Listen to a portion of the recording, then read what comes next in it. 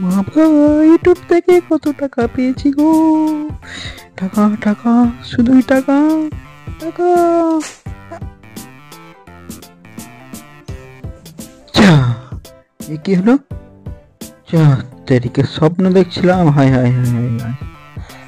YouTube থেকে যে কবে টাকা পাবো কে জানে। যাই না, একটা ভিডিও বানাই, দেখি কি হয়। হ্যালো বন্ধুরা, আমাদের মতো ছোট ইউটিউবারদের ভাগ্য কোনোদিন পরিবর্তন হয় না। কি ভিডিও বানাবো, যাই বানা যাচ্ছে। কোনো কিছু রোস্টিং করতে যাচ্ছি, তাও কপিরাইট। আর রোস্টিং করতেও ভয় লাগে বাবা। ছোটখাটো ইউটিউবার, টাকা পয়সাও সেরকম নাই। যদি বাবা কেস ঠুকে দেয়, যে সামলাবে কি করে? भारी मिस्टेक हो गया सर एकदम ब्लंडर हो गया। সকল দর্শকের কাছে আমার একটাই আবেদন, কেউ ভুলেও আমার চ্যানেলকে কেউ সাপোর্ট করবেন না, কিন্তু শেয়ার কমেন্ট লাইক তো করবেনই না। কারণ যদি বাই চান্স যদি আমার চ্যানেলটা বা আমি ভাইরাল হয়ে যায়, তখন সর্বনাশ হবে। কি হবে? অন্যান্য ইউটিউবারদের মধ্যে ভাট বকতে হবে তখন আমার। যাই হোক, বৈশাখ মাসের একদম ফাটা গরমে অক্ষয় তৃতীয়ার পূর্ণ লগ্নে দীঘায় আমাদের জগন্নাথ মন্দিরের উদ্বোধন হলো। সেই উদ্বোধনে কি দেখা গেল, এখানে গেরুয়া সবুজ সমস্ত রঙে একদম মিশে গেল, মিশে একাকার হয়ে গেল। যাই হোক, বর্তমানে এটাই দেখা গেল যে হ্যাঁ, দিলু থেকে কালু, দিদি থেকে মোদি, সরি মোদিটা বলা ভুল হলো। যাই হোক, সব একত্রিত মিশে একাকার। মাঝখানে যারা নিচুতলা নেতা মন্ত্রী আছে তাদেরকে একটু বলি, বা নেতারা কেতারা যারা আছেন, আপনারা নিজেরা বুঝে চলবে। নিজের সংসার পাতি আছে তো, উপরের নেতারা সব নিজেরা মিলেমিশে আছে। আপনারা একটু, আমি ভিডিওতে ছাড়ছি 1 মে, অর্থাৎ শ্রমিক দিবস।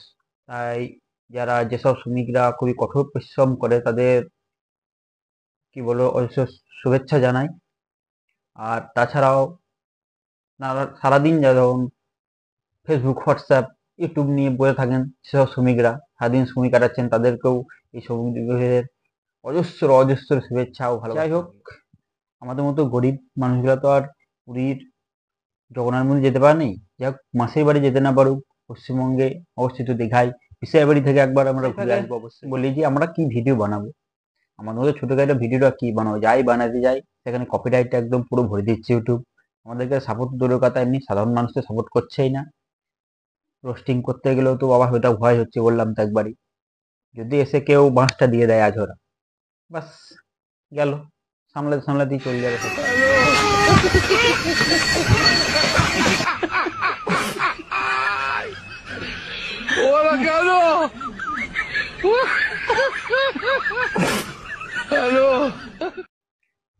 ছোটবেলায় যে আমরা ছাগলের দুধ খাই নাই তা নয়, ছাগলের দুধ আমরাও খেয়েছি, কিন্তু এইভাবে হামাগুড়ি দিয়ে ছাগলের ছায়ের মতো কি খাই নাই।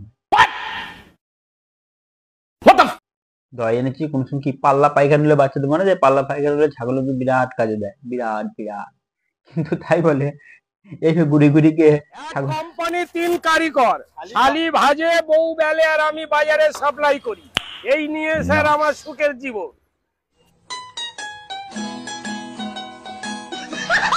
কাকা আমার পাঁপড় বেতা নয়, কাকা একটা রক। কাকার পাঁপড় বিক্রি না করে কাকার একটা কোম্পানি খোলা উচিত ছিল।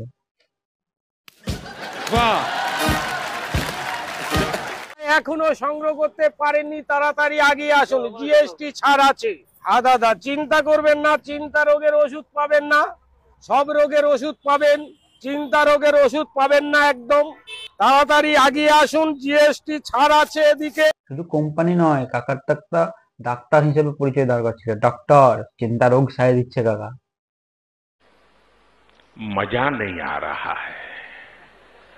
গার্লফ্রেন্ড থেকে বউ হওয়ার রাস্তাটা অত সহজ হয় না। লোকেদের অনেক রকম কথা শুনতে হয়, বাড়ির লোককে মানিয়ে চলতে হয়, লুকিয়ে লুকিয়ে দেখা করতে হয়, তারপরে কি মনের মানুষের বউ হওয়া যায়। তারপরে তো বুঝবে বেচারা কালুয়া, যে এত কিছু লুকিয়ে লুকিয়ে দেখা, বাইরে লোক মানিয়ে, তারপরে যে বোর গালে গালিটা খেতে হবে এই বিয়ের পর, তখনটা কে সামলাবে বাবা? মিউজিক।